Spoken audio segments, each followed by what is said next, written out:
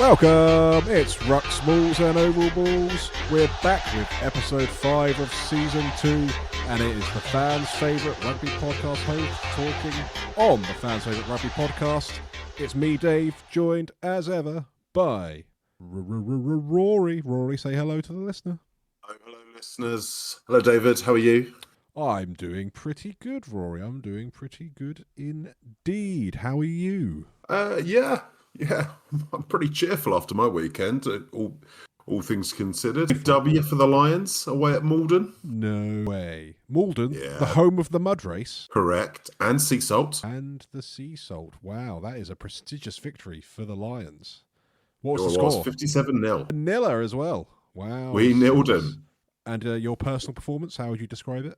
Pretty good, I'd say. I mean, it was a lot of... We effectively turned up with a tight 5 with an average weight of, I'd say, about 125 kilos. Fantastic. And some of us topping out, quite a bit above that. So we just powered them. It was just one of those days when before the match we just want to make their day absolutely miserable, and we managed it. It was delightful. One for the purist. Yeah, there were some good tries. But we made the scrums and mauls particularly horrible places to be, and that was enjoyable for me. So basically, you knackered out their pack so much that they couldn't be bothered to defend, so you managed to score some real flashy stuff. Pretty much. Bit of an old school game plan, but it works. It's effective, and is that the first victory under your stewardship? Second, but we're well on our way now. I think a league and cup double is what I'm aiming for, and we're on course. Well, you have lofty expectations, and I'm sure you'll deliver. When we get to the end of the season, then, if you happen to have not delivered on your promises, will you be stepping down as captain, or is it too early to say? I don't want to make sweeping statements too early on in the season, but yes, if I don't achieve a league and cup double, I will be committing Harry Carey on the podcast itself. I will hold you to that, and I will. Fantastic. Well, happy days. I'm very, very happy that the Lions have got a victory under their belt. A mighty 57-0 win against Malden. Oh, that gets the juices flowing, Rory. But this podcast, we're going to move on from that victory. Even though we've given it the pedestal it deserves, there's been some other rugby this weekend and some other stuff going on that probably deserves a bit of attention. We're going to do a couple of updates to some rugby news, Rory, and then we're going deep into Prem rugby after another weekend of scintillating rugby. What's the right word here? Scintillating rugby exhibitions. Let's go with exhibitions. But let's start off with a couple of bits of news. So first of all, there's been a little bit of noise coming out of Mike Tyndall and friends around R360. Our favourite prospective rebel league. Yeah, and I feel like it's a good time to perhaps talk again around this, because there's been a couple of things going on. Latest I'm aware of, Rory, is kind of had confirmation via Pat Lamb that Rhys Sammett's been approached. Yep. We've seen that Ellie Kildun's spoken about giving it serious consideration. We've had the update from the IRPA, the International Rugby Players Association, effectively trying to distance themselves from it, which you kind of would expect, but basically saying any player under their contracts are not endorsed to join that league. There's talk of the format, talk of 200 players already signed on pre-contracts. What do you make of all this noise, Rory? I mean, a lot of smoke and mirrors. I mean, so I believe it's tied up to the Abu Dhabi Rugby Union. It's going to be registered via the United Arab Emirates Rugby Federation, that well-established, well-respected rugby federation, respected across the country. Yeah. Well, if there's one thing we can all agree on, it's that a sports competition backed by a theocratic oil state is one that we can support. That's the sort of thing that we really like as sporting fans, and it's gone down a storm in every other sport it's happened in. It's going to be backed on meritocracy and meritocracy alone, surely. Of course. I mean, they've made some flashy announcements about locations: London, Miami, Tokyo, Dubai, Boston, Cape Town, Lisbon, Madrid. They've got a launch date for the 2nd of August next year. Mm-hmm. They say they have 200 players on very specifically what they're saying is pre-contract agreements, which is nothing is agreed. Yeah. It's effectively a loose statement of intent that if this all comes off, they might sign a contract. Yeah. Effectively, Mike Tyndall's gone around the world and said to 200 players, on the off chance this happens and we offer you £750,000 to come and play this competition, would you be interested? And they've gone, Yeah. yeah, sure. Okay. That'll, you know, if it's that much money, sure. Yeah. Obviously, a little disappointing to see Ellie Kildun give this real credence, but, you know, the money-making opportunities are even more limited in the women's game than they are in the men's game at the moment. So you can't necessarily blame her for considering a career out of it. Yeah, absolutely. Yeah, of course. So, you know, that's to be understood, if not necessarily endorsed. Yeah. The big thing they're making about this is that the players will own their IP. Yeah. I guess with the idea being that you could then market yourself more or make more money from your own image rights. Yeah. Which is great in theory, but does rely on this being a runaway success that generates vast marketing opportunities for the players involved, which I think is less certain. Yeah, I'm not sure this competition is going to be a springboard all of a sudden for 200 rugby players to then create a IP network that is going to be significantly larger than it would be perhaps continuing to play professional rugby as where they currently are. Look, I mean, I would be astounded if World Rugby end up approving this. Particularly now the IRPA have said they're not endorsing it. Yeah. I think the odds of World Rugby going against that are not impossible, but slim.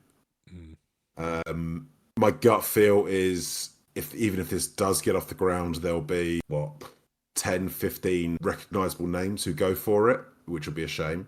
Yeah. And then there'll be a mix of probably older players who think, well, this is one last payday, so we'll go and do it. Yeah. And, you know, their international opportunities are likely to be limited, if not impossible anyway. So they may just take up the opportunity at that point. And players no one really knows from, you know, some of the reach of the world where they're playing. You know, there are a lot of players playing in the likes of, you know, the lower leagues in France, the Japanese leagues, the US, for, you know, to a lesser extent, that, you know, good players, but not world stars. And I think, you know, that they're more likely to be the sort that go into this kind of competition. This for me is where this whole format falls down. Yes, you might get a headline name like Lewis Rees-Zammit, but a Lewis Rees-Zammit on his own with 14 journeyman rugby players perhaps isn't going to be an electrifying spectacle for the casual rugby fan that they're going to be targeting. Is there going to be 20, 30, 40,000 people in the city of Lisbon who want to come and watch a Welshman run up and down the wing a couple of times and a bunch of people they've never heard of play rugby in the middle? No, ultimately. I just don't think this gets off the ground. Even if they get a season or two out of it, I just don't think it goes anywhere. Yeah, it just feels a bit of a flash in the pan. Perhaps someone behind the scenes with probably more money than sense is just doing this as a bit of a whim, bit of fun. They'll realise it won't make any money, and then we'll probably not hear much about it after that. Best case scenario, it forces some of the more established leagues to have maybe a little bit of a rethink, maybe on the contracts, because there's nothing to say that all the clubs across the world can change their approach to IP with their players. Then immediately R360 loses one of its key selling points to the players. Maybe it may drive some change in that sense, which, fair play. That might be good. But I don't see it taking over all of world's rugby's premier rugby competition, especially considering I think I saw in 2027 they plan on running the competition in a Rugby World Cup year through September, which, correct me if I'm wrong, Rory, is quite a key month in a World Cup year. Well, it is. I mean, that may change depending on how they... I don't know that we know the exact dates of that World Cup yet, but what it definitely does means it will go across all of the international teams' training camps, which happen across that summer. Yeah. So those unions aren't going to select those players. No. So you are even if it doesn't strictly clash with a fixture, you are in effect ruling yourself out because you won't be able to attend the training camp. Yeah. So lots of noise, lots of smoke and mirrors, Rory. it does still feel like a lot of marketing spin to try and make something bigger than what it probably actually is in reality right now. What it turns into, we'll probably still hear more about it. I think something will happen, and it will be, I don't have high hopes for this going too far. It's a lot of PR. In old fashioned parlance, it's all fart no poo. There's the headline for the social media clip. R360, all fart, no poo. I'm going to edit that, and we're going to enjoy below the line the comments we'll get. But moving on from that, slightly more sombering. Somber. Obviously, Lewis Moody's come out this week talking about really fresh news he's received around having motor neuron disease diagnosis. Really, sadly, something we're getting quite familiar with within the sport, obviously with the likes of Ed Slater, Rob Burrow, and Rugby League, Doddy Weir. It just makes you think, like, because it's probably the scariest thing you can try and put yourself in the shoes of. Like, it's a scary old disease.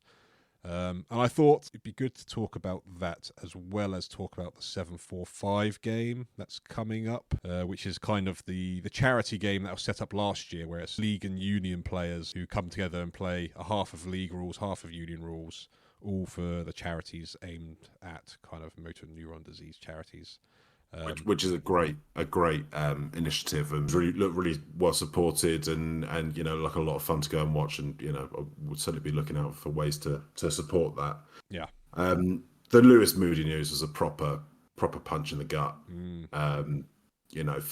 For blokes our age in particular, he is a staple of rugby memories, Mad Dog as he was known. And I think it's a lesson that, we know that players, particularly in that era, the sort of early-ish professionalism era before things, when players got bigger, but the support systems weren't there and the duty of care almost certainly wasn't there.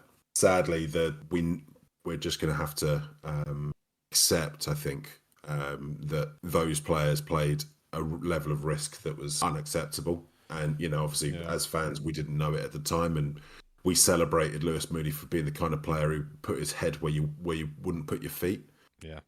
I saw the story of, I forget who reported it, but they said they'd had a conversation with him about a time when he played for England. He was knocked out cold twice in one game and was allowed to play 80 minutes. Yeah. It's in terms of duty of care of personnel, it's just not good enough from the RFU in this case. And, there's obviously a lawsuit going on that involves World Rugby and all of the major unions, I believe. And the evidence is pretty overwhelming. There's similar lawsuit happening in Rugby League as well. It's just awful. It's awful. It's 100%. The first, foremost, and almost entirely, it's just awful for Lewis and his family, because he is such a hero of certainly of mine. I'm sure of yours, pretty much of any England rugby fan and fans of rugby from beyond England as well. Just for the way he played the game, the bravery of the man. And then on top of that, it's awful because of it makes you have to stop and take stock of the implications of this sport that we love. And it's sometimes difficult to reconcile, I think, with certain sports. Rugby is not the only one, but it's obviously the one that we talk about. It's difficult to reconcile the harm these sports can cause the people who play them. Yeah. With the enjoyment we get out of playing and watching them. Yeah. Boxing's obviously a prime example. For some it would be the likes of the UFC, NFL, whatever it is. There is something primal that draws us to these sports, but the implications to some of the players are just so dreadful. Then it is difficult to reconcile that, I think, in your head, and I haven't really been able to do that. All we can really say is, how much we loved watching Lewis play, and we obviously wish him and his family the best, and hopefully they get the best support possible in this time. But what it means for the sport as a whole, it's hard to say, really. Yeah, it is really hard to reconcile. And I think on Lewis Moody, all you have to do is just listen to how everyone who knows him's come out and spoke about him will tell you the sort of man he is, and how loved he is, and how much it's probably shocked a lot of people. It is shocking. It's humbling. It makes you really take stock and think about things. And as you say, like we sit here in our chairs talking about this sport that we love, but sometimes we forget that the players are people. They've got lives outside of the sport. They've got lives after the sport. And then you can see why so much work is done now by the RPA to kind of look after players and make sure that they're set up outside of the sport. But you do think, like, what more is going to come out from that generation of players that, as you say, crossed that professionalism edge where players became physical beasts, but the support behind it remained in traditional and unprofessional. I think it's going to be a very bitter pill to swallow for the powers that be, but I think it's going to be a necessary one. Yeah, I think so, and I think they should accept that is what went on, and we need to make right by the players where we can, where it's possible. Try and put things in place to minimise it as much as possible. Like one thing I've thought is why don't they just make it mandatory? And I know it doesn't mitigate at all. Just make all players wear scrum caps. I know it doesn't. It's even if it's a 5% less chance of a head injury. I don't know the science, but my understanding is that scrum caps do next to nothing to. But even if it's 1%, even if it's 1%. I don't. Yeah, I mean, I say I don't even know if it does that. I mean, most of what scrum caps do is prevent abrasions. They obviously have, in a lot of cases, introduced mandatory mouth guards that measure the force colours. impact. A lot of clubs, I know Gloucester have been very involved. Their Quins, I think, did as well. I think they may be mandatory across some of the leagues as well now. They are now. There was this weekend where I can't remember what player it was, but the mouth guard started flashing red, so the ref said you have to go off for HIA. And that which is correct. That's the way it should be. You have to take out the player's hands. Yeah, absolutely, and that's the way it should be. Ultimately, just awful news. All thoughts with Lewis Moody and his family. Entirely independently, this a few weeks ago, I found myself thinking about Rob Burrow, and I if anyone wants to, or anyone who's been particularly affected by this or is particularly sad by this, I would highly encourage, for a very bittersweet moment, but one that's very poignant, is to listen to Rob Burrow's final message as it was played out across networks after his death, that he recorded. Yeah. Because it will grant you some really good perspective, and obviously he's one of the big figures in this fight against MND, and one that shouldn't be forgotten in it as for the player he was either. But I would recommend going and watching that if absolutely. If it's if there's something you're having to reconcile with yourselves. Yeah, absolutely. It's very poignant, but it does definitely helps. I often think, Rory, if this podcast was ever to move into a charitable endeavour, I think that's certainly a space I'd like to point us towards if we ever did get into that sort of world where we do something charitable. But watch this space, perhaps. And it's always tricky to move on from a topic like that in a conversation, because we're going to go from that and then start talking about the sport that is kind of behind all this dreadful stuff. But we'll try and lift spirits. We'll try and lift the mood a little bit.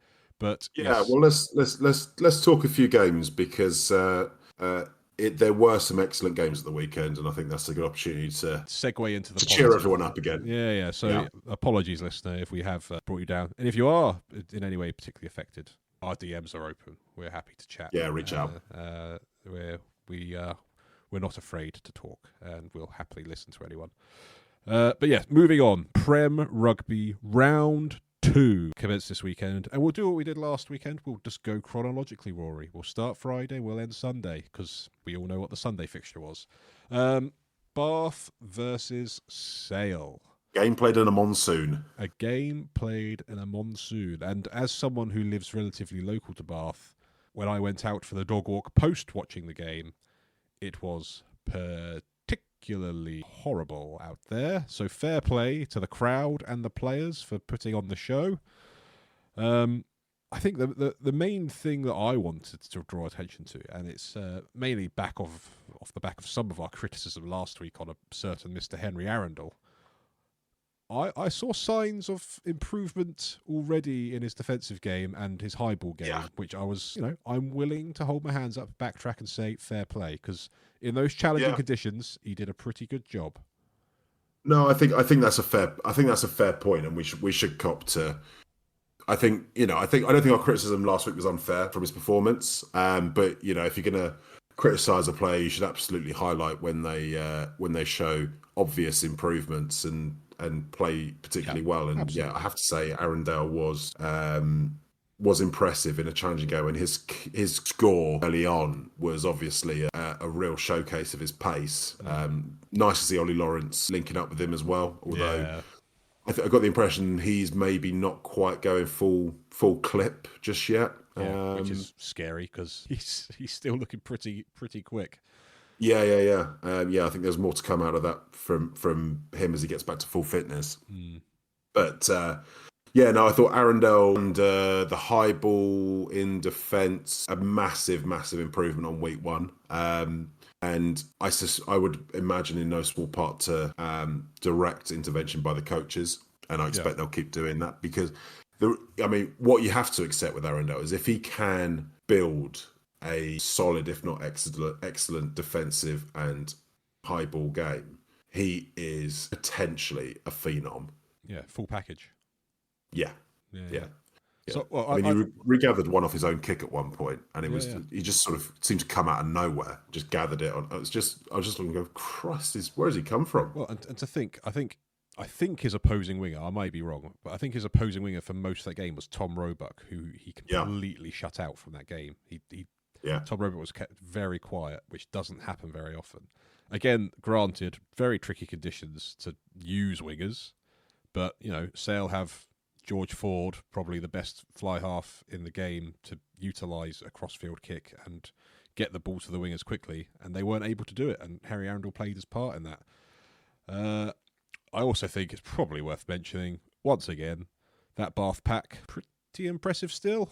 Yeah, I think Sale had the measure of them at scrum time, Bevan Rodder against Billy Seller. That was a bit of a trial by fire, that. Yeah, and to be fair, Asher Pokafajor against Beno Abano, I think you got the upper hand there as well. But around the pitch, unreal. Just even that Sale pack couldn't contain Bath. Which is scary when you think Sale are one of maybe two packs you'd think have got a good chance of putting that Bath pack, on his heels, and they just couldn't stop them. Yeah. It is. What's the word? It's a bit daunting to think that Bath are building, and the fact that they're strengthening that team constantly. Players that they've got to come back, the way they play. I suppose a small bit of news that I saw recently is that Thomas Totoy is going to be leaving this next summer. So heading back to the Sharks by accounts. Yes, yeah. But it's just it's that forward pack is the envy of the league. I have some thoughts on another team who I think may be looking to compete, but I'll touch on that when we get to their game. But I suppose a really untraditional segue from a forward pack to George Ford. How about his performance in those conditions with the drop goals? George Ford's brilliant in all conditions. We know that, and we talk about this a lot because we are unavowed George Ford fans. Yeah, I think we've spoken about him a few times. Yeah. The drop goal from halfway, having just been robbed of what should have been a 5-metre scrum. Yeah. Just to turn because it's not just the fact that he did that, which in and of itself, in those conditions, from that distance, is ridiculous. Just the ability to do that is outrageous and so beyond anything I can comprehend. I literally don't even know how you do that. How do you kick a ball that far when you're that size? Yeah, I don't know. But also because they had just been robbed of, what should have been a 5-metre scrum, which would have been, their real opportunity to put some major pressure on Bath, just turns the energy of that game. For Sale, and it's obviously ultimately it didn't make a difference in terms of the result, but he just has those kind of interventions that are just like force multipliers on a team. Yeah. I think there's no other fly half in the league that would make that decision other than George Ford, and to then execute it. Yeah, I mean that's the thing. I mean, there's making the decision, there's executing it. That's the real thing, isn't Yeah. it? It's it's not like he was straight in front. It was at an angle, 45 plus meters away, and it just didn't even. And it had legs. He probably had another 5 meters on it. Yeah, exactly. Yeah, I suppose we could lax lyrical about George Ford for quite a while. We should probably avoid doing that because there's a few other games to talk about. I suppose another angle to look at on this game. Obviously, Bath been running these first two rounds with a Jomo at 10, basically running with three centres playing centre roles. It's been quite an interesting take. They've not looked like they've missed having Finn Russell. They've been able to still play a bit of rugby. I think a lot of it is condition based, and a lot of it's coming from Ben Spencer more so than anything. Yeah, I mean, effectively, they've abdicated control of the team to Ben Spencer. I mean, I noted in here that the first real mention of a Jomo was about 23, 24 minutes into the game. He just wasn't involved up to that point. We're definitely not. We are not seeing the best of Max Jomo in the 10 shirt, but he's doing a job. He's doing a grand job. And let's not forget he scored a really good try. I mean, his finish to get that down in that space of time. It's a short in goal. If anyone's been to the Rec, they know it's a short in goal area there. And he was going at full pelt. I was, I thought, that was a fantastic finish. But yeah, this game was marshalled by Ben Spencer and George Ford. Yeah, it was definitely. But I would also say that Max Chomo did also get a phenomenal 50-22. He did, to be fair, and that you could see the delight on his face when he realised, I've just done a 50-22. I'm a fly-off. I could do this. He genuinely looked very pleased with himself, which was quite nice to see. Well, I mean, it shows his all-round skill set as well, which would have interested other parties, let's say. Although we aren't seeing the best of Ajoma, I think his stock is rising doing this, because I think it is, as you say, displaying that he is more than just a sidestepper or a crash ball 12, 13. He has got more to his game. He's a clever rugby player. So I don't think it's doing his England chances any damage. Although, I think he'll have to be involved. He's got to be. It's got to be after the summer and after how he started the season. He's got to be in or around the squad. But I imagine he's looking forward to getting back next to Ollie Lawrence with Finn Russell inside him and Henry Arundel running off him. I imagine he's looking forward to that. It must be such a nice feeling to be a back outside of Finn Russell. Just knowing that you've got someone who's going to... It must be a nice feeling to be a back. I wouldn't know. Well, yeah, as I say, it's alien enough to me as it is. Yeah. Getting more into our bread and butter of the types of players that we do understand. Wilgriff John, do we think he was really, really keen to get a yellow card? It felt like he was doing everything in his power to make sure Sale didn't get any points. Yeah. Not one, but twice, just being stupid. Well, arguably 3 times. Well, because he actually did two goes at one as well, didn't he? Yeah. Yeah. It's just a mad thing to have. But things you can't say it's a brain fade because he's done it, as you say, 3 times. It looked like he was just deliberately trying to hurt a Bath player. Yeah, which is just stupid. And I imagine he is getting more than enough earache from Mr. Sanderson. But I will happily pile on and say to Wilgriff John, what on earth are you thinking, mate? Because I think there was a route back for Sale there to try and at least get a bonus point. Well, they were in the Bath 22, so you had an opportunity to put some pressure on, but no, he put paid to that. Absolutely. I mean, a couple of other moments I think worth talking about. Underhill's shot on Marius Lowe. I think he may have. To the league. On debut, and you have your kidneys dislodged by a mutant. An Exocet missile in the name of Sam Underhill. Yeah, loved it, and just another reason to love Sam Underhill. Just pure violence. I still stand by. I think he is the best tackler in the game. Full stop. Yeah, I mean, there's a good shout for that. I wouldn't, off the top of my head, I couldn't think of a more aggressive hitter at the moment. Yeah. And his technique is spot on as well. Right. Well, I'm sure we'll get some jip from South Africa for not remembering one of their players. But I get it. There's players in the Southern Hemisphere that can tackle too. Fine. Yeah, but I genuinely, in terms of technical excellence and violence and power, I think he's the best. But the man he replaced, Guy Pepper, how many turnovers at key times did he get? Again, another one got to be involved in the England squad. Rising stock, isn't it? Yeah, it's probably for another podcast when we get onto the international window. But the England squad options at the moment in multiple positions is probably in the best position I can ever recall it being in. Back row being a very obvious one. Guy Pepper being a very obvious candidate for being an... The scary thing is 3 or 4, 5 of them are all from Bath, let alone all the other ones at the other clubs. Sad to see Ted Hill go off with what looked like another injury. He does seem to pick them up quite frequently. Hopefully that's not a recurring thing. Injuries seem to be a recurring thing through the league at the moment as well. Perhaps we can touch on that. And we'll certainly touch on that for a few teams, I think. But all in all, I thought just an all-round, very professional, very efficient, and very daunting performance from Bath this week. Another bonus point win. Against the Sale team that I think we both probably thought were at least going to be competitive with them. Yeah, absolutely. Also, what do you make of Martin Gleeson coming in to replace Lee Blackett, who is Red Roses bound? Not Red Roses bound, but, bound for England. For England, feels like a good appointment. I know he's very well regarded, in the rugby league world. He obviously worked with England under Eddie Jones briefly.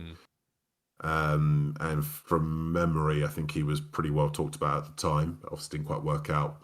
Yeah. But that may be more to do with Eddie Jones than anything else. Perhaps.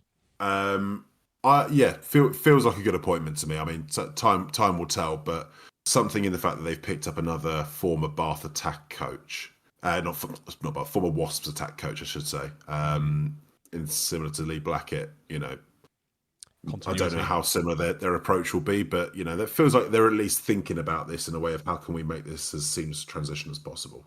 Yeah. And also, as an aside, very happy with Lee Blackett getting a permanent role with the England setup. We saw what he did in the summer of Argentina. Talk of Byron McGuigan also following suit, which we kind of... That's apparently, that deal's almost done, apparently. I think it's a really good appointment from England. But from a Bath perspective, obviously disappointed to lose Lee Blackett, who's super well regarded. But I think Martin Gleeson would be a good appointment for them. I agree. Now, that's probably a helpful segue to our next fixture between Exeter and Newcastle. And before I actually move on, that game ended 28-16 to Bath, if anyone wasn't aware. Bonus point victory for Bath, no points for Sale. But the next game, Exeter versus Newcastle, whilst we're talking coaches, and before we get into that game, Steve Diamond shown the door. Yeah. Thoughts? Weird timing. Weird to have done it now. Weird to have done it in that way. No word from Steve Diamond since then. So look, we'd only be speculating as to the reasons why. The honest answer is I can't. Short of him having done something unforgivable, which seems unlikely to me, I can't really see a good justification for doing it now. No, I can't figure it out either, because if they had someone in mind, wait till they're ready to join, because obviously they're not ready to join yet. Just let him see it out until the new person comes in and takes over. Why do it 1 week into a competition? Why do it 20 minutes after sending him out to do media duties? My only slight potential thought on it is that he did not want Gregor Townsend involved. Well, perhaps, but that's the only thing I can genuinely. That's the only thing I can really think of. Because even if you think he's not your man for the long term, what's the value in chopping him now before the end of the season, leaving yourself without someone in that position?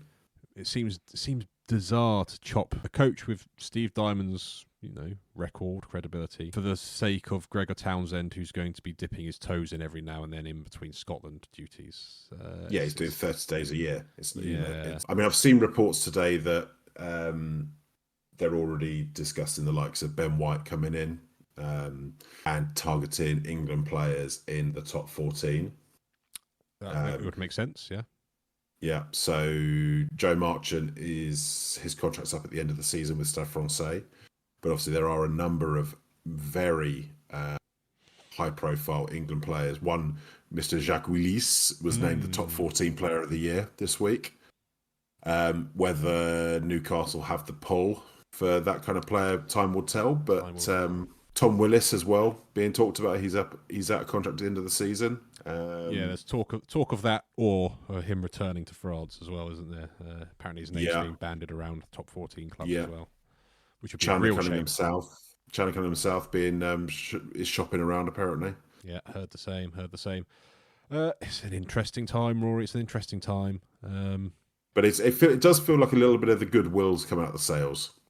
A little bit, it takes a little reminder, being brought back down to earth from, having your wings clipped. When you go to Sandy Park and get a little bit of it's not a stuffing, but, It's not a stuffing. I mean, it's comfortably beaten, It was comfortable for Exeter, and if we're honest, this was not a brilliant game. No, there's not a lot to talk about in this game, if I'm honest. I think the only things worth really talking about in this game was the power of Manny Boso for that first try. Yeah. From that standing start, just on the try line, just powering through three players. Again, on that England kind of depth thing, a fit-firing Boso is scary. He's got 5 tries already in this competition after 2 weeks. I mean, ludicrous. Yeah, I'm going to have to find a way to get him into the fantasy team. Oh, thankfully he's in mine, yeah. Yeah, with the 4 points between us after the first 2 rounds. Yeah, I'm very aware. No. We're comfortably in the top 10 or 11, aren't we? We're doing well. yeah. Outside of that, I mean, Exeter looked all right.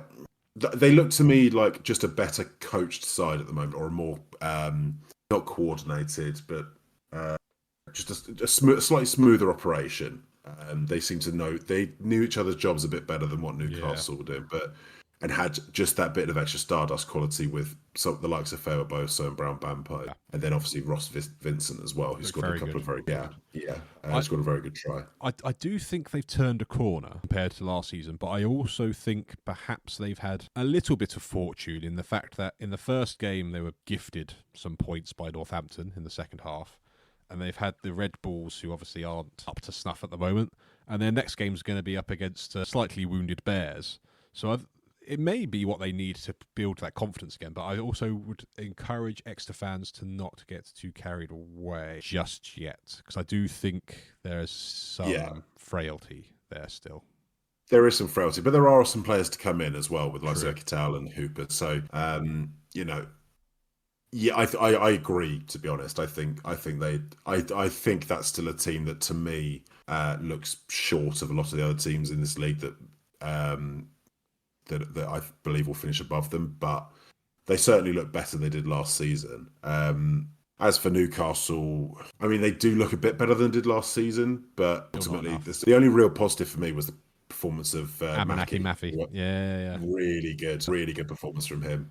And we talked about last week. He came as advertised. This week he stepped it up even further.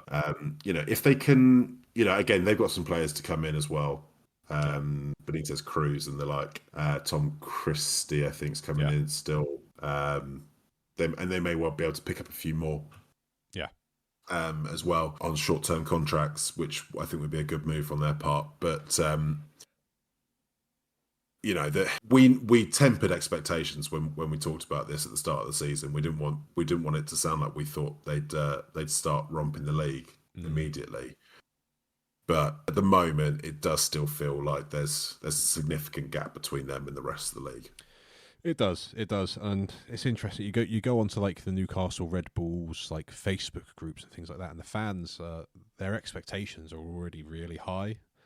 I would encourage Newcastle fans to put a bit of perspective in. I think this is a 3 to 5 year project. I think this year's still not going to be that pretty.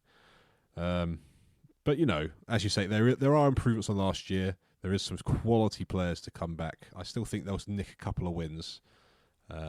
Probably not in this phase of the season. I think they'll nick some good wins at home, and maybe they'll get a surprise result in an away game, but I wouldn't bank on it. Yeah. No, I agree. But like I said, we're not dwell on this. There wasn't an awful lot to draw out of this game other than Theobos and Vincent. 38-15 to Exeter in the end. Comfortable. Another bonus point. 8 points from 10 for Exeter, which for them, it's a strong old start. Now, another game that was a bit strange. Leicester Tigers versus the Harlequins. Now, Yeah. I was out watching some local grassroots rugby when this game was on, so I didn't catch the game. But in the clubhouse, I went in to get a drink at the 53-minute mark, and it was 19-0 to Harlequins. I thought, oh, okay, that's nice. They've kept Leicester Tigers quiet. I get home just to get ready to watch the Saracens Bristol game, and Leicester Tigers won with a bonus point, and Harlequins didn't get anything from that game. What the hell happened? So I'm hoping you can enlighten me, Rory, because I missed that entirely. Well, I've watched this back. I mean, I had a similar experience. I got into the Malden clubhouse, and it was 19-0, and then went to get a Guinness from the bar, and Wand scored his first try. And then all momentum just shifted and less. But actually, I watched the full game back. I'm not entirely sure how Quins got to 19-0. Leicester Tigers were the much better side. Yeah. They were really inaccurate. To be fair, Leicester, they coughed up a lot of opportunities. And Quins took points when they were on offer, and they did score a really nice try. The Porter try, if you've not seen it, it's off a kickoff, and they just scored a 50-odd metre penalty. Jamie Benson had slotted one over from 50 metres. Yeah. And Tigers take the kickoff, and it bounces into Don Brand's hand, who makes a really good sort of 25, 30 metre break and throws a lovely out-the-back pass to Kenningham, not sure, as one of the other forwards, who then put in Porter to run it in. Really nice bit of skill from Don Brand, though, who had one of his better performances in recent times, actually. Yeah, good. But, Tigers were absolutely the better side for the first 50 minutes and just couldn't score. Solomon Akata was an absolute handful. The number of players who quite literally went flying having tried to tackle him, it was mad. Amika Leone was everywhere. Ollie Chesham was everywhere. But yeah, they just couldn't actually put it together to get the ball down. I think what really showed when Quins went down to 14, Jack Walker got a sin bin. There was a sort of a mini break, and Jack Walker got sin bin for sort of some cynical play. Yeah. And as soon as they went one man up, they were then able to create enough of an overload to get Wand, who I'm going to apologise in advance. I can't remember what his first name is. Will Wand. Will Wand. There you go. Thank you. Will Wand went over in about 54 minutes. Just from goal line pressure. They still took quite a long time to finish this off. They had 2 or 3 lineouts on the 5 metre and a couple of mauls, and then just eventually managed to create enough of an overload. But then, the dam sort of just burst from there. Van Poorfleet went over again off more goal line pressure. Quins gave away a lot of penalties. And then Hassel Collins scored a really nice try off the back of Ollie Chesham, who was sort of hanging out wide, just one in from Hassel Collins on the wing. Took a really nice pass, I think from Billy Searle, who had a good game. Just lovely outside break, draw pass, nice little step, fed in Ollie Hassel Collins to score in the corner. And then once Tigers were ahead, you couldn't see a route back. I mean, by the time they'd scored their second, you really got the impression, Quinn's going to throw this away. They just don't. They look frail mentally and up front. Once the momentum goes against them, we saw it last week against Bath. As soon as the momentum turns, they just don't look like they've got an answer for it. Yeah, I know. I've seen lots of questions being raised by Quins fans, just really questioning what's going on with kind of the tactics, the selections. What is the plan at Harlequins at the moment? Because we said it last year, a little bit rudderless. Well, to be honest, I don't think anything's changed from last year, which is part of the problem. I think they're in a bit of a holding pattern for some of their players to come back. Obviously, Marcus Smith is a big miss for them at the moment. But Marcus is going to struggle behind this pack at the moment, which hasn't, the signings they've made haven't, as of yet, made the difference in terms of their ability to arrest the power up front. Yeah. The scrum looked reasonably solid, and they got a couple of good penalties. Baxter, I think got the best of Joe Hayes on the day. But as a pack, as a unit, they still look pretty underpowered. In the backs at the moment, they're playing. Well, Jamie Benson was playing 12, Jared Evans at 10. It's just not enough. No. With the best of the world, it's not to be unkind. Particularly Jamie Benson, who I think is a really good, promising young player, but it's just not enough power or impact there. Jared Evans, he's quite a good distributor and quite a good operator. Again, behind a good pack, but he's not got any sort of sparkle, really. He's hasn't really got a running game. No, he's just a steady hand, isn't he, in attention? Yeah, so you lose that, and then you're sort of just relying on the likes of Tyrone Green or Nick David or in this case Cassius Cleese as well to do something. Yeah, so Cassius Cleese had a couple of nice moments I saw. He did, he did. Just good I mean, all three of the back three did at times, but they're relying on players like that just to do something out of nowhere, because they, whatever way you look at it, and even in this game, Quins are really good off the cuff. So if someone does something mad and makes a little break, they are very good at playing off that and taking advantage of those opportunities. Yeah.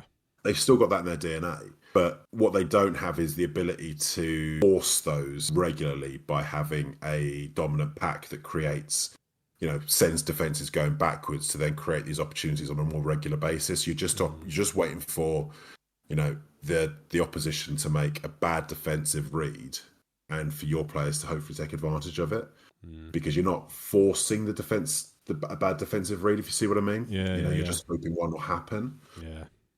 It's not much of a game plan, that. Yeah, it's. I would be concerned as a Quins fan. Does Marcus Smith and the 4 Argentinians that they're waiting on, does that change the tide at all, or do you think Harlequins are in for another long season?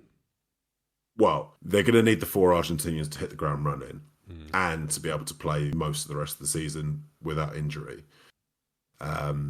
Ultimately, they're going to need a real impact from them. Yeah.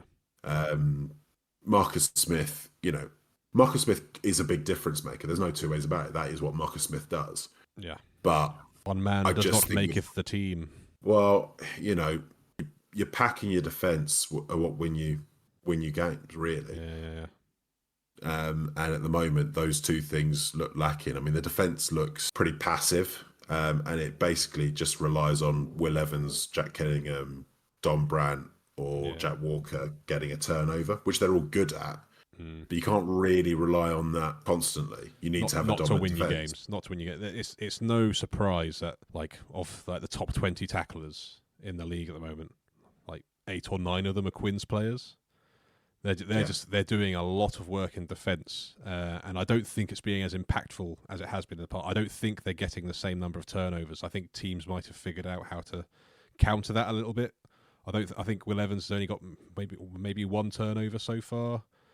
They weren't getting much change out of it. I mean, the Tigers pack had a really good day at the office for that. And it's you forget how big that pack is. Henderson, Chesham, Ilioni, Cracknell, and Morrow, who I hadn't really seen before, but looks like a really promising young Argentinian. Yeah. As a back 5 in that pack, they're so big and they're a lot more mobile than you think they are to look at them. You put in Nicky Smith as well as a really good ball carrier. Joe Hayes is coming on leaps and bounds with his all-round gameplay. And they got Blamire and Claire both really good. Ultimately, Tigers were really good at managing the breakdown and preventing those turnovers. What they weren't very good at was turning pressure into points for the first 50 minutes. But as soon as they started doing it, it was a bit of a runaway freight train. Yeah, well, so that game ended 29-19 to Leicester, despite Quins being up 19-0 at 54-minute point. So that's 26 minutes of hell for the Quins faithful, but a good bonus point win for the Tigers, I think. Yeah. Moving on now, Rory. Saracens versus Bristol. There's a few things I want to touch on here. Firstly, Saracens. How do they solve this amazing problem they've got? Let me just list you a few players and their respective ages. Tobias Elliott, 22. Jack Bracken, 20. Noah Kalori, 20. Angus Hall, 20. Brandon Jackson-Richards, 24. These are 5 promising young players, all playing same position. How on earth does a team like Saracens manage a problem like that?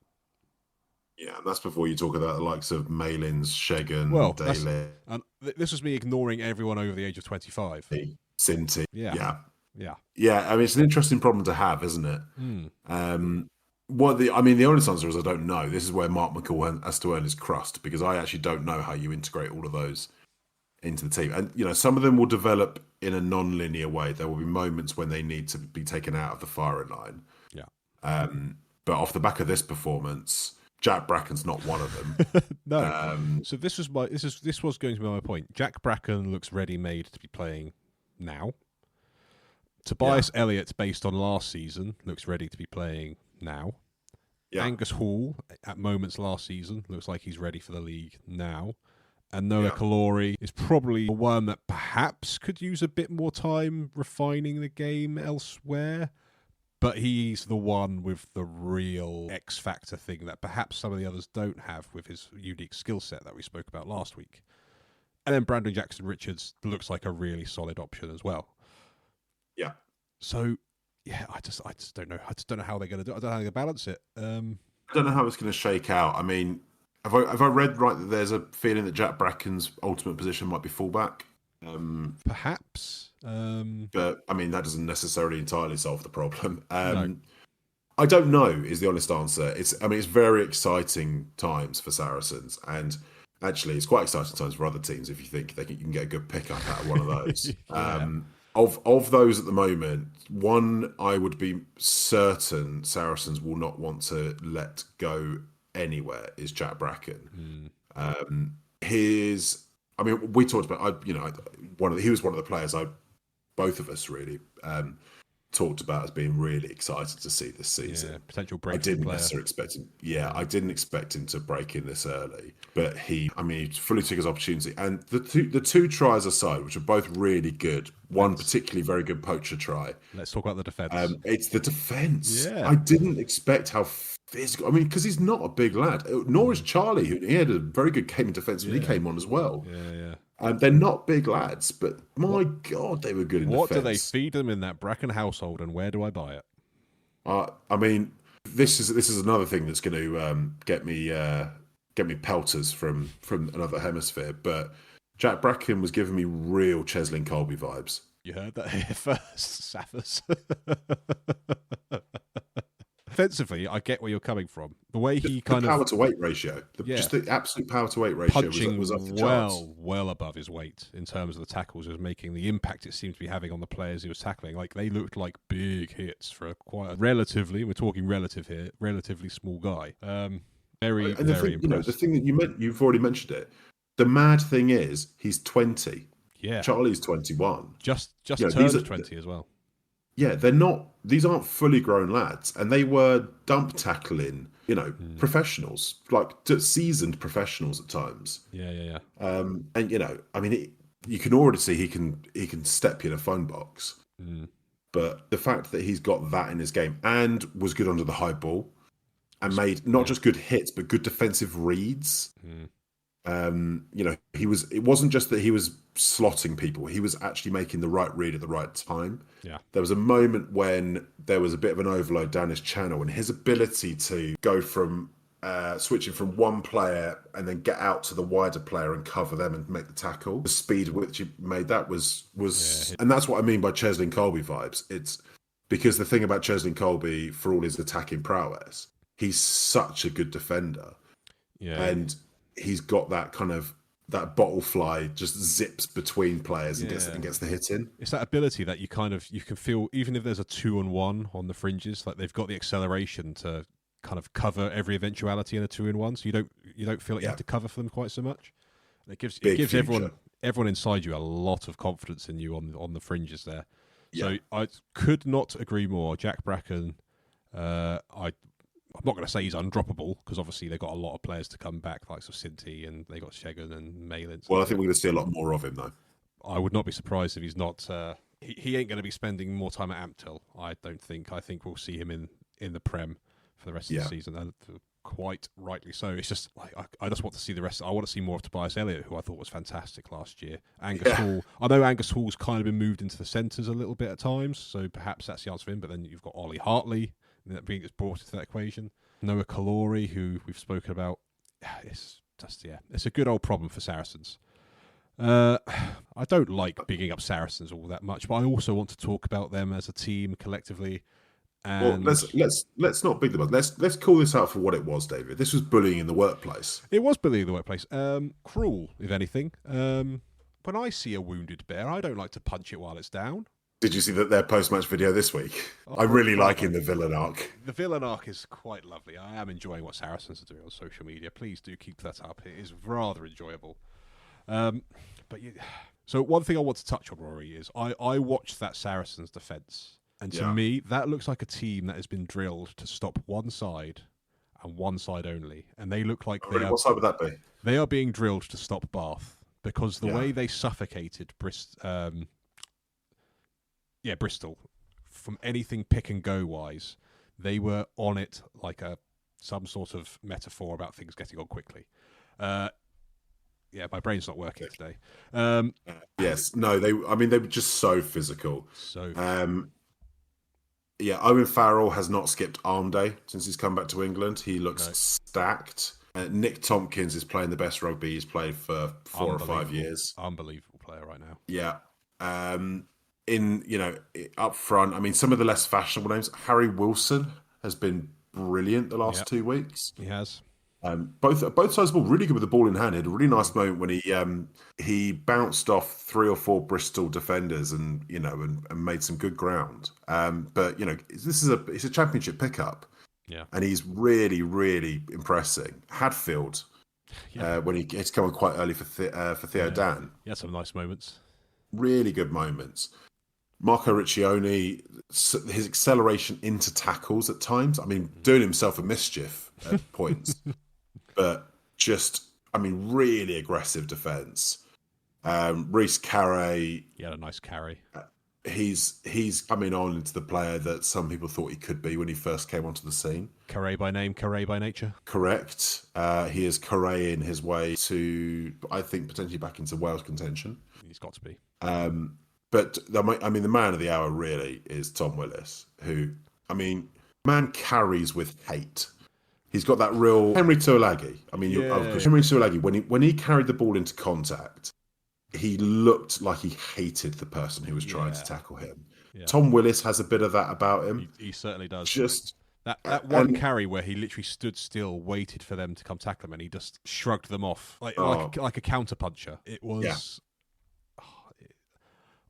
There's not a player like him in the league at the moment. He is really quite old-fashioned type of number 8, but so effective and actually proving the worth of those types of players. Yeah, this is why I really hope he doesn't go to France, because I think England have missed probably 12 months of Tom Willis already. I don't want to miss out on him anymore now that he's kind of got himself into that squad, because I think he's such a point of difference. Yeah. He's shaped like an NFL tight end. Yeah. He's not big. He's huge, but he's not huge. Yeah, but he's just so powerful. Yeah. And to be honest, if I was Taylor Swift, I'd be marrying Tom Willis and not Travis Kelce, because I think Tom Willis is better. I completely agree. Tom Willis is better than Travis Kelce. It's not too late, Swifty. There's time to change. Come on, Tay-Tay. Come on, Tay-Tay. Come see Tom. That doesn't work. We'll go with that. We'll go with it. But should we ultimately? Yeah. This was a bullying job. It was a bullying job, and I'm beginning to feel bad for Bristol. I'm just Tom Jordan going off, Joe Jenkins going off, Lewis Rees-Zammit going off. All three of them again look like they may be lengthy. I don't know who they've got left, Rory. They're signing. I read it this afternoon. Mateus Moroni on a short-term contract. Okay, yeah, that's...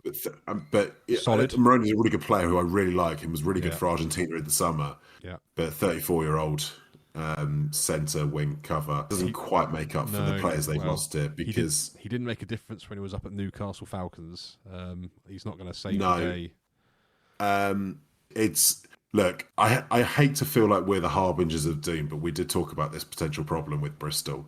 I'm not saying it's our fault, but we did pinpoint that this exact thing could happen and completely derail their season. Wasn't expecting it after round 2. Yes, I did do a lot of voodoo curses to ensure this happened. Sure. Yes, I consulted with several shamans. Absolutely. The tea You know, leaves were I pointing in that direction. absolutely, and I'm somewhat gleeful, but I do feel bad about how happy I'm about it. I'm not happy about it. I'm never happy to see a player No, injured. no, no, Right. absolutely, absolutely. But It was a predictable problem because we yeah, yeah, predicted it, and we're amateurs on a yeah, podcast. yeah. We saw this coming a mile off. We did see this coming a mile off, and it's typical that it is entirely in the back division, which is where the problem is at its most prominent. Stars. The only star who isn't injured is Janssen van Rensburg and Revuvo, I suppose. And review, and on Jancy van Rensburg, quickly, I love him. I think he's an amazing player. I think he's been stifled a bit by being surrounded by all the players they got at Bristol, because we don't see the stuff he used to do at London Irish at Bristol anymore. So I'm hoping maybe this is a chance for Bernard Jancy van Rensburg. Doorbell. Bear with me, listener. I'll finish this in a second. David there just off to answer the doorbell. I believe he's ordered an enormous Chinese. I'm guessing half duck, a large egg fried rice, black bean beef. Looks like 3 portions of prawn crackers, spring rolls, prawn toast. Apologies, that was the birthday present for the girlfriend for tomorrow. I had to collect that. Oh, I was speculating with the listener about your Chinese. No, not a Chinese. So where was I? Yes. So I'm hoping this is the opportunity for Bernhard Jancy van Rensburg to really throw back the years and show us what he did at London Irish. Because I just don't feel like I've seen it from him at Bristol for a couple of seasons. I always put him on my fantasy team, and he under-delivers, Rory. Well, I mean, firstly, there's an answer for you on that one. But secondly, even if he does do that, I mean, at this point, he's going to be standing alone in a field. He's going to be a very lonely man performing miracles. Yeah, him and a bunch of academy players, isn't it? I was talking to Bristol fans yesterday at Man v Fat, and they said, "Oh, but Ellis Genge's coming back." I was like, "He can't play on the wing. That's not the area you need the help." You got other issues. Yeah, and Genji, God love him, but he doesn't cover the issues you've got. No, him and Gabriel Ibatoy are very different prospects on the pitch. Very different players. Ultimately, this was a bullying job. Saracens putting 50 on Bristol at the StoneX. Bristol not even able to get across the line and get that bonus point, go home with nothing. Although no surprise considering the players they had left standing at the 80th minute. I don't know. They've got Exeter next, and I fully expect Exeter to get another morale boosting victory against a depleted Bears squad. I just don't know where this turns around, because the injuries are ramping up and they are not quick fixes. No, it looks pretty dire at the moment. And I think they can still cobble together a pack that will give Exeter a tough time. But the reality is you're now going against, you're probably going to end up picking 2, maybe 3 academy level players or recent senior academy players in the back 3 against 2 of the most exciting wingers in the league. Feobos and Brown Bampo running at Boshoff and Josh Carrington. Well, I think Max Pepper, I think, is a really exciting player. He's got a lot of great prospects to him. But if he ends up starting on the wing against Brown Bampo, I think he's going to... It'll be a tricky day. I think he's going to tread all over him. Who knows? Yeah, so it ended 50-17 to Saracens. Now, let's move on to the Ruxmalls and Oval Balls derby, Rory. And there's a lot to talk about here, and we've been nattering on so much already. So we don't have that much time to delve into this game. But I feel like there's a few things we may both want to get off our chest. Now, I went to Kingsholm, and I'll start off by saying, despite reports I've seen over Facebook about fights going on after the game, all that, I found Kingsholm an incredibly friendly, incredibly welcoming atmosphere. Don't have anything other than positive things to say about the Gloucester fans, all the ones we spoke to. Very welcoming, lovely atmosphere. On record, I want to put that out there because I've seen stuff going on around about how there's been fights and stuff. Not my experience. Good to hear. I'll also add that Gloucester fans were not very happy after this game. Lots of rumblings about how missed opportunity, maybe. The first half, in particular, not happy about that first half, understandably. Keen to get your view on that Gloucester performance and your takeaways from it. Yeah, well, I'm glad. First of all, I'm glad to hear that positive take on Gloucester fans, because they get a bad rap at times, but they're actually they're a surprisingly knowledgeable crowd, and they've been through a lot in the last couple of decades, and they're actually not as one-eyed as people accuse them of being. They're just really hopeful. Yeah. They are a little bit one-eyed, but yeah, I'm saying that as a Saints fan. They're just hopeful that something good will happen. It's different. Yeah.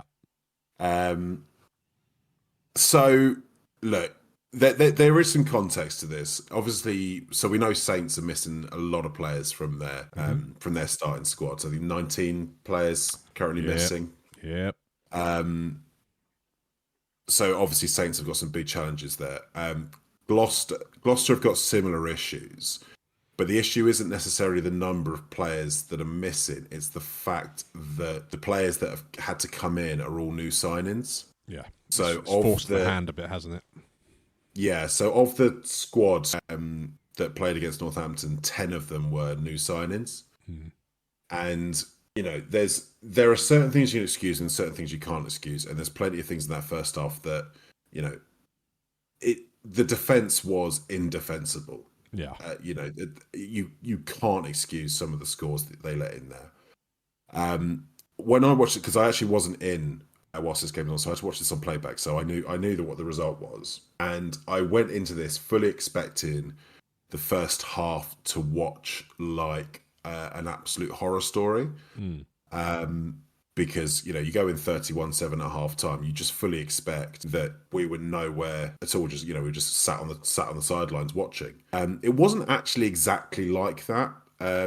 Compared to last week, I saw much better attacking intent and attacking play, even in that first half, than I saw. The issue they've got is they can't put together more than 3 phases without someone running the wrong line and the ball getting knocked on, which is obviously an issue. And I'm not going to defend that as being acceptable. But that's going to be exacerbated by having 10 new players, isn't it? Like bringing 10 new players together. Yeah. This is the thing. This is where you can see the issue with these new combinations, because if you think of the likes of the players that they're missing, Jack Clement, who was our in attack, our kind of glue player last season, Max Llewellyn, real glue player for us in attack. We've got a new fly half, which is a new halfback combination, and the best of the world, it's been a slightly underwhelming transition for Ross Burns thus far. Yeah, I have thoughts on him. Yeah. So there is context behind it, and the turnaround from 31-0 down. Now, obviously, Saints at points were down to 13 players, 12 players, or whatever it was at certain points. Oh yeah, the complete capitulation. You talk about that? Yeah, part of that was obviously down to injury, so there is that issue there. But a lot of it was down to yellow cards, and it wasn't these. In terms of the yellow cards, they were all enforced by Gloucester pressurising the Saints' defence into, so many offsides. They ended up getting nearly all their yellow cards because they couldn't get back onside once. They're just eager to play, Rory. Yeah, but yeah, there is that. But what that does show is that what Gloucester were doing when they could get their hands on the ball and play was massively pressurising Saints into making mistakes. So that in itself is quite encouraging. Yeah. But there's no two ways around it. You can't get away from how amateurish they defended in the first half. It was way too easy to break through. There was one try. Was it McParland's try? Yeah, just walked through. Just Ross Byrne just overdrifts and just ends up on his arse and then just off a scrum. It's a one-phase try. There was another one-phase try. It was Hendy's, wasn't it? Yeah. Charlie Atkinson overdrift and just leaves a massive gap for Hendy to run in. Just so easy for them. Yeah. And you can't defend that as a because it's both strategic issues. There's clearly something wrong in terms of the strategic aims of the defence, but it's also application issues. That is an issue with players wanting to make the big hits, because the Litchfield try, the second try, comes off Will Joseph and Seb Atkinson getting their spacing completely wrong. Seb Atkinson goes for the wrong man. Will Joseph gambles on the man out the back, and Litchfield just has a clean run under the posts. Yeah.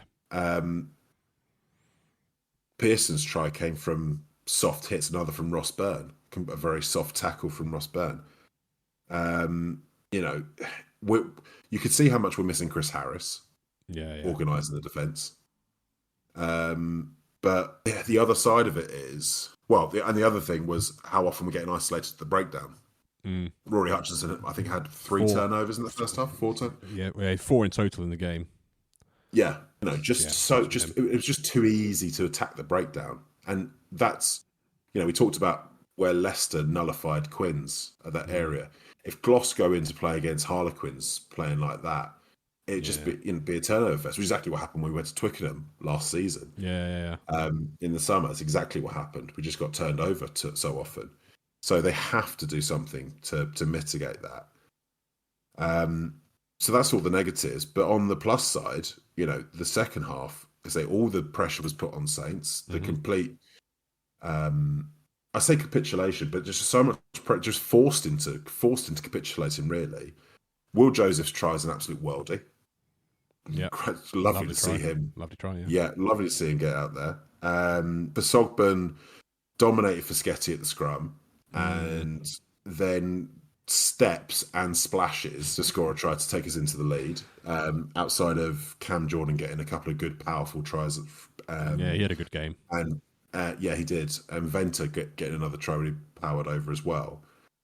But it's nuts and bolts problems again. The Ross Burns sin bin for the intercept when they've just gone back, just gone into the lead. Now, I think based on the fact that they didn't yellow card Freddie Thomas for exactly the same thing in the first half. I don't know why this one was a yellow card, but no consistency there. But yeah, you're right. There should have been 2 yellows. You're right. Yeah. Well, regardless, it was stupid. It was daft. It was a stupid decision to make. You don't need to do that. And then Jack Innard loses 2 lineouts in the final 10 minutes in good attacking positions. His darts haven't been good, have they? To start the season, really they poor. They weren't good last week either. No, they weren't. They're really poor. We need Jack Singleton back. Just the nuts and bolts fail us at important times. Rory Hutchinson's tackle on Ben Loader in the corner. What? Obviously a try saver, probably a match saver. Yeah. Ben Loader scores then. They probably do have enough time to go on to win this match. Yeah, I do think that won us the game. How legal it was. I'd have liked to have seen some arms in it, and I'd like to have seen some acknowledgement from even the commentators would have been nice, let alone the match officials. He effectively just threw himself at him. It was, it's a unique style. It was effective, sure. There must have been an arm there somewhere because the refs would have looked at it. They looked at everything else. Maybe they just didn't want Saints to go down to 11 players. Because at what point does it team forfeit? I don't know. Is there a rule? We're getting close to that point. But I have my doubts as to how legal that tackle it was, but put it that way. But yeah, it's weird at the moment with Gloss because they've scored 5 tries. They've managed to still lose the game. Yeah. And despite scoring 5 tries, so many fundamentals seem wrong. It's hard to really put your finger on it at the moment. So I think in context, you did score 5 tries, yes. A majority of those came when Northampton's, B team were down to 13 players. So you should be scoring 5 tries, to be fair. I also think Northampton's, as we saw, numerous offsides. Something's not quite right in their goal line defence because this is effectively what Exeter did last weekend. Second half, whatever Northampton are doing at half time, stop doing it because Phil Dowson's half-time team talks must be dreadful. Either they've got the sleepy half-time oranges in. They need to get some new half-time oranges because whatever they're doing, whatever they're eating, taking is not working. I think you're quite right to point out I've second week running where I kind of feel like Fischetti coming on the scrum seems to have taken a step back. This is not what I expected, but I'm hoping that will change over time. But I want to be positive about the Northampton performance because despite the second half, in all the adversity, we still managed to get the win, which, is it 12 months since Gloucester have lost at Kingsholm? So the fact that they managed to break that duck as well, it's not an easy place to go and get a win. I just want to highlight two players. Roy Hutchinson was incredible, and our little petit general, Tony Bellew. Tony Bellew is looking like, at the moment, signing of the season. I'm so impressed with him. Slotting that penalty in front of the shed. Yeah, because that must have been, I doubt he would have played at Kingsholm beforehand. I'd be very surprised if he would have. Wrong.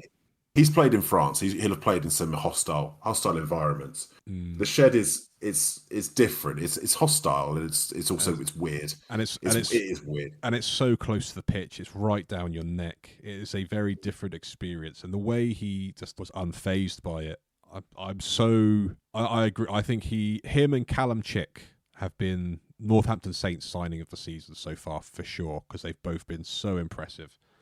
Eduardo Tadaro having a nice little moment in the corner, doing a bit of dancing feet. Still think there's really good.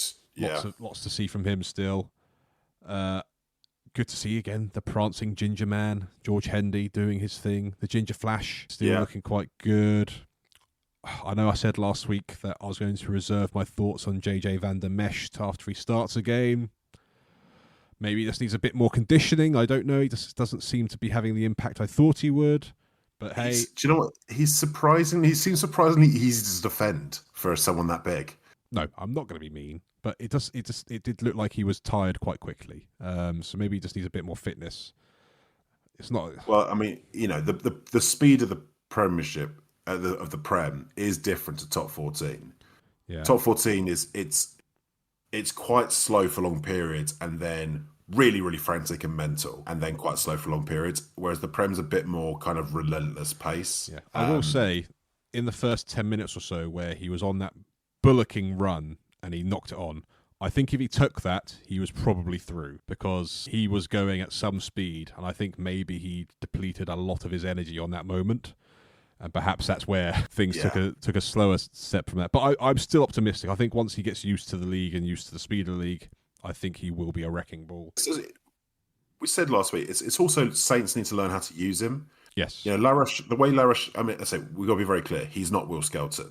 Yeah. But the way La Rochelle used Will Skelton is very specific in a way that ensures you can use Will Skelton multiple times in his most effective capacity in attack. Saints can be at times a bit of a harem scarum kind of team. It doesn't you have to manage the way Van der Mescht is part of that, because he can't sprint up and down the same way that Alex Coles can. No, at the moment it's give him the ball and see what he can do. We're not designing anything around his strengths. I think that will come. No. I think that will come. I think Vest still gets head around that, but at the moment you're not getting the best out of him. Yeah, but Northampton, two games where it's been story of two halves, somehow still taking 8 points from 10. Considering the players we've got missing, I'm not going to be complaining too much. I think you'd be pretty comfortable with that. I can't wait for this weekend coming up where we hopefully see some of the Lions boys come back in. Maybe not all of them. You can't just throw them all in and expect them to be up to speed straight away. But I'm looking forward to kind of having a bit more.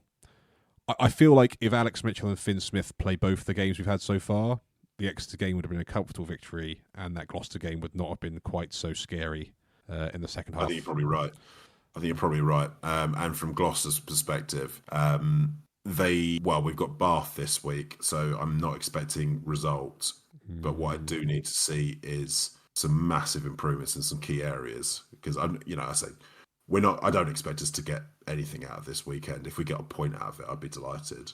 Yeah. But we need to be able to come away with having not been hosed and not showing up, because first couple of weeks have been nowhere near good enough. No. But it's still early days, Rory. There's still time. Yeah, and so I do think a lot of the root of the problems is new combinations that haven't played in this system together before. I do think that is at the root of a lot of the issues in attack and defence. It's not all of the issues, and there's certain things that you can't excuse by saying that. Some of the tackling attempts have been dreadful. Some of the knock-ons are just daft, but I think some of that does come, and the way that Gloucester have been playing the last year, you do need good continuity for that to work. We've seen it with the likes of, take, Bristol and Quins and Northampton actually are all good examples of teams that play a really high tempo attacking style. And we've all seen all three of those teams struggle when the combinations are off, and particularly in the first year or two of those processes. I've seen all three of those teams have gone through that. But, you do need to have some absolute minimum standards in certain areas. At the moment, Gloss aren't meeting minimum standards in every area. Well, I think when you have that unique problem Gloucester have with the injuries and having to throw the new guys in, time is the healer. And then with each week, as long as you're seeing those improvements week in, week out, you can kind of accept some defeats. But I think if you're seeing the same problems every single week and it doesn't seem to be changing, that's when I know what Gloucester fans are like. And George Skivington will be going back into another uncomfortable place after having a couple of years of feeling a bit more positive about himself. There were some step forwards this week. I think that's what we should. There were definitely some step forwards. There just weren't step forwards in every area, and not every step forward was good enough. So that's very true. But we'll see. We'll see. I say we've got some. We'll hopefully get a cut. To be honest, I was reading the injury report earlier today, and Arthur Clark's broken his foot whilst running, which is what he got on England duty. But it's the other foot. That's not good. Jack Clement sounds like he's out for a fair while. Ludlow's out for a while. Yeah. Jamal and Val don't sound like they're back anytime soon. Max looks like he's going to be out for a little bit. So this is where I wanted to go on to. Now we've done the summary. So that game ended 35-37 Northampton. Real nail biter. Fantastic game to be at. Really good atmosphere. But something I want to talk generally. Injuries seem to be a real plague across the league at the moment. You look at most teams and they are having injury problems. You said Northampton, 19 players unavailable. We've spoken about Bristol Bears' injury problems. Gloucester have an increasing injury list going on. We saw with Bath a number of players going off injured. Is there something in the water, or is this just the sport we play, Rory? At the moment, the Prem is playing generally a pretty fast-paced attacking game that is still maintaining that physical level. And I just think the players are just feeling the strain from it. And ultimately, we don't have the size squads in this country to mitigate for that the same way they do in France. So your players have to be more fitter and more mobile constantly, because this is not a slight on French fitness, because I think that old stereotype's quite tired, but a lot more players can carry a little bit more padding because they know they won't have to play week in, week out, either as many minutes or week in, week out. Yeah, because they got you've got world-class substitutes to come on, and you've got the ability to rest players more often. You don't have that luxury in the Prem, so the players are leaner. And if you don't have that kind of layer of protection that you and I enjoy, served us well. You are more prone to injury, and you can kind of see that in the type of players that are going off. It's not a lot of the big lads at the moment. It's your finely tuned athletes. And I think it does often happen early in the season. It's that transition from the summer camps into bone on bone, full bore contact. It feels like a lot this year compared to other years. Though it feels like I felt like Northampton had it quite bad last year, but I felt like Northampton were the standouts. It feels like every team's having a little bit this year, and some of them getting it really bad. It's tough. It is tough out there. It's if it gets much worse, Bristol in particular. I think real. To be honest, David, you live near Bristol. I would keep your phone on. Pat Lamb, if you need me, I'll be there. It's an interesting one. But Rory, I think that's all we got time for this week. Should we have a quick go through this? Quick canter. Quick canter of Yeah. the next fixtures. Let me get them up for the listener, so you don't have to go looking for them yourselves. Round 3 coming thick and fast. I believe this is the first of the vaunted derby weekend for the season. So this is where all the teams who are basically rivals will be playing each other. Starts off Friday night, the Northern Derby, Sharks versus Red Bulls. Quite an easy one to predict this one, Rory. What's your prediction? Sharks by 20. Sharks by 20. I think that's pretty accurate. Moving on to Saturday, one of the many Southwest derbies, Bristol versus Exeter, Ashton Gate. Do you know what? Bucking everything that we've spoken about on this podcast, I'm going to go Bristol by less than 5. Okay, interesting. I personally feel Exeter have this one. I think Bristol are on a hiding to nothing at the moment. But I think it'll be a good game. I think it'll be a good game to watch. Now, next game. I will be there at Franklin's Gardens. Northampton Saints versus Leicester Tigers. Yeah, and you think you'll have a few of your Lions back? I think we'll have 1 or 2. I don't think we'll have all 4. I don't know which ones, but I think we'll. I don't. So last year we made a big mistake by rushing all the international players back, and then it was very obvious that they hadn't been with the team and weren't match fit. I don't think we'll make that same mistake. Curtis Langdon, is he back? Curtis Langdon's out for a long time. Okay. So yeah. But Okay. I think we may see Finn Smith probably, if given he's didn't play the tests. I think Alex Mitchell and Finn Smith will be one or both of those. I think those are the ones we see. Potentially Pollock as well, because I imagine he's a young lad. He'll be raring to get back into that. And also didn't play the tests. Didn't play the tests, whereas Freeman probably played more rugby than the other 3. Yeah. Maybe we may see all 4. I might just backtrack on everything I just said, but I do think we'll see those players come back. Yeah. Okay. It's at Franklin's Gardens. Tigers are in interesting form, but they're not infallible. I'm gonna say I think the Saints take this one by. I agree. 5 to 10. I think it'll be close. I think this will be a bit of a squeaker. I think we're going to see another one where Northampton go miles ahead at half time and then let Leicester back in. But hopefully, with the stewardship of Smith and Mitchell, it won't be quite so squeaky bum time as it has been in these last couple of rounds. But I think it'll be close. But I'm backing Northampton. Bath versus Gloucester at the Rec. So by how many tens, Rory, are you losing? Yeah, I hate to say it, but I think Bath probably win this one by 20. Yeah, I hate to be negative about a team I support. Yeah, I hate to. I'd like to always be the eternal idiot optimist who just always thinks we're going to win regardless. But it's difficult to see that, and I think this week could be humbling. Yeah, we could see 50. And then finally, Sunday fixture: Harlequins versus Saracens at the Stoop, the London derby. Saracens, the original North London club. Yeah, the original North London club with, I think, 25 people there last week. I think Sarries win this one by. I'm going to say they're going to win this by 15. I was thinking the same. I'm on the same page as you, Rory. Other than I think Exeter get the win against Bristol. But let's see how they fare next week. I mean, I could see Exeter winning that, but I'm just going to back Bristol at home, even though they've got a horrendous home form based on last year. Yeah. It's a new season. I don't know. I kind of just would. I think, although I don't like Bristol, I think now that they've lost all their players, I kind of want them to win. I feel like they're underdogs. You've got their sympathy vote. That's fine. Yeah. That's fine, Rory. We can disagree.